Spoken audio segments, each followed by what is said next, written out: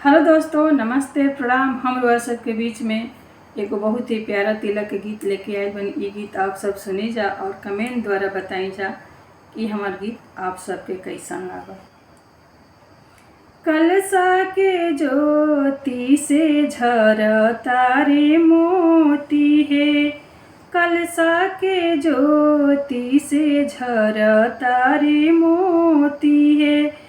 जगमग आंगना दुआर है, जगमग आंगना दुआर है। गह गह करे आज घर आंगनैया है, गह गह करे आज घर आंगनैया है। जुटल बगौआ जवार है, आहे जुटल बगौआ जवार है। बड़े बड़े लोगवा तिलक देखे आइले है, बड़े बड़े लोगवा तिलक देखे आइले है। देखेला सब कोई निहार है, आहे सब कोई देखेला निहार है। लम्हाराया जुरी पसरी है बाबुआ हो, लम्हाराया जुरी पसरी है दूल्हा हो। लम्हर बाना मावा तोहार है, आहे लम्हर बाना मावा तोहार है।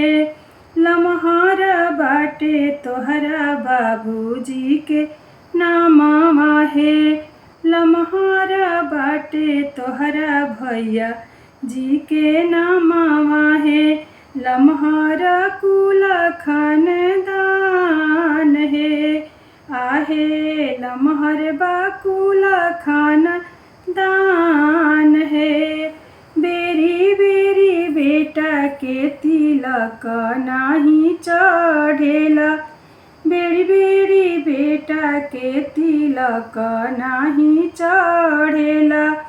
जानेला लोग संसार है, जानेला लोग संसार है। हमनी के नामावा हसैहा जानी अगुआ हो, हमनी के नामावा हसैहा जानी अगुआ हो।